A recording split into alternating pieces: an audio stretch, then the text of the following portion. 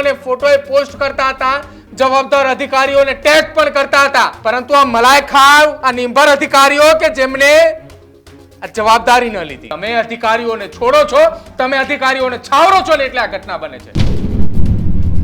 ગુજરાતના નાગરિકોને તમે કઠપુતળી સમજીને બેઠા છો. તમારી માટે લોકોના જીવ જવા એ સામાન્ય વાત હોય તો એકવાર તમારા પરિવારમાંથી કોઈ એક સભ્યને ત્યાં અંદર નાખીને જોજો. ફરી એકવાર ગુજરાત સરકારે એક હાઈ લેવલની કમિટી બનાવી અને વડોદરાના પાદરા નજીક મહીસાગર નદી ઉપર બનેલો એ ગંભીરા બ્રિજ, વર્ષ 1985માં બનેલા એ બ્રિજ એ હવે કેમ તૂટ્યો છે એની તપાસ માટે એક કમિટી બનાવી. જે કમિટીનું નિર્માણ સરકારે અત્યારે કર્યું છે, કદાચ આ કમિટીનું નિર્માણ વર્ષ 2022માં કર્યું હોત તો આ હાલત જે અત્યારે થઈ છે, ગુજરાતના 10 નિર્દોષ નાગરિકોએ જીવ ગુમાવ્યો છે એ ન ગુમાવ્યો હોત. આજે આ બ્રિજ દુર્ઘટનાને લઈ એક નહીં, બે નહીં, પરંતુ ત્રણ વખત આ બ્રિજની રજૂઆત અંગેની વાત મારે તમને બતાવી છે. નમસ્કાર, આપ જોઈ રહ્યા છો ન્યૂઝરૂમ ને આપની સાથે હું છું પ્રદીપ.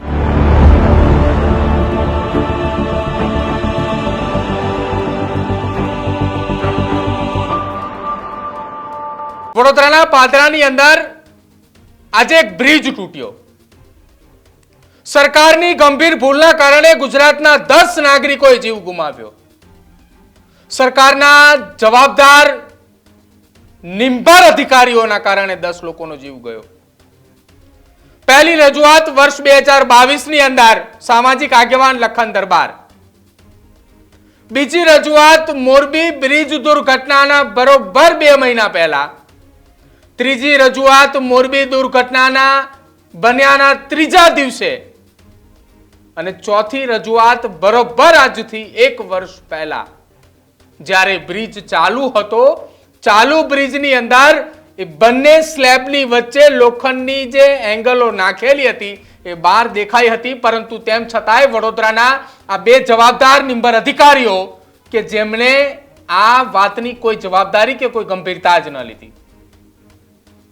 સોશિયલ મીડિયાના માધ્યમથી લોકોએ વિડીયો અને ફોટો પોસ્ટ કરતા હતા, જવાબદાર અધિકારીઓને ટેગ પણ કરતા હતા, પરંતુ આ મલાઈખાવ, આ નિંબર અધિકારીઓ કે જેમને આ જવાબદારી ન લીધી. હું તો એમ કહું છું હવે સરકારને કે જે આખી આ ઘટના બની છે, આ ઘટનામાં કોઈ તપાસ નહીં, કોઈ વાત નહીં. આ બ્રિજ જે તૂટ્યો છે એ બ્રિજની અંદર ગુજરાત સરકારના પહેલા એ આઈએએસ ઓફિસર કે જેને આ માર્ગ અને મકાન વિભાગની અંદર આવે છે, ત્યાંથી લઈને છેલ્લે સુધી જે પણ અધિકાર આવતા હોય એક પણ અધિકારીને છોડ્યા વગર તમામ અધિકારીઓને અંદર નાખો. તમે અધિકારીઓને છોડો છો, તમે અધિકારીઓને છાવરો છો ને એટલે આ ઘટના બને છે. સામે તમારા જવાબદાર મંત્રીનું પણ આ ઘટના બાદ રાજીનામું એકવાર લઈ બતાવો. ગુજરાત સરકારને કેટલી ઘટનાઓ ગણાવવાની. વર્ષ 2019ની અંદર સુરતની અંદર તક્ષશિલા કાંડની ઘટના બની. આજે પણ એ ઘટના જોઈ એ મને જ્યારે એની વર્ષી આવે છે ને ત્યારે અમે પણ વિચારતા રહીએ છીએ કે શું ગુજરાતની અંદર આવી ઘટના બની હતી. એ ઘટના બન્યા બાદ 6 મહિના સુધી ગુજરાત સરકારના મંત્રીઓએ તાઇફા માર્યા, અચાનક રેડ કરી, અલગ અલગ જગ્યા ઉપર ગયા, અધિકારીઓ ગયા. આજે પણ એ જ પ્રકારના તક્ષશિલા જેવા શિક્ષણ સંકુલ ગુજરાતની અંદર ધમધમી રહ્યા છે. આ બ્રિજ અત્યારે ચાલુ છે, અમદાવાદનો જ બ્રિજ જોઈ લો તમે. અમદાવાદની સાબરમતી નદી ઉપર બનેલો બ્રિજ 6 મહિના સુધી બ્રિજ બંધ રહ્યો હતો. હજી તમે વિચારી લેજો, અમદાવાદનો એ બ્રિજ ગમે ત્યારે તૂટવાનો છે અને છે. ભલે ગમે એટલું રિપેરિંગ કરાવ્યું, કેમ કે એ બ્રિજ આની કરતા પણ જૂનો છે. એક ઘટનાઓ મને 6 મહિનાઓ સુધી ગુજરાતની સરકારે ગુજરાતના નાગરિકોને આંખે પાટા બાંધે ને તમામ વસ્તુઓ બંધ રાખે. ગુજરાતના નાગરિકોને તમે કઠપુતળી સમજીને બેઠા છો કે તમે નચાવો એમ ગુજરાતની જનતા નાચે એમ. અને જ્યારે આવી ઘટનાઓ બને ત્યારે અમારા અહીંથી બૂમ બરાડા પાડવાના. પાદરાનો ગંભીરા બ્રિજ 1, 2, 3 નહીં, 4 રજૂઆત સાહેબ, 4 રજૂઆત. પહેલી રજૂઆતથી અત્યાર સુધી જે તે પણ કલેક્ટર હતા વડોદરાના એની સામે પહેલી કાર્યવાહી થવી જોઈએ. પહેલી કાર્યવાહી એ અધિકારી સામે, બીજી કાર્યવાહી જે તે આઈએએસ ઓફિસર કે જે માર્ગ અને મકાન વિભાગના સચિવ તરીકેની જવાબદારી નિભાવે છે. વર્ષ 2022 થી અત્યાર સુધી એ તમામની સામે કાર્યવાહી થવી જોઈએ. 250 જેટલા માર્ગ અને મકાન વિભાગના એ અધિકારીઓએ ભેગા થઈ 250 જેટલા ગુજરાત સરકારને રિપોર્ટ આપ્યો હતો કે આ રસ્તાઓ ગંભીર છે.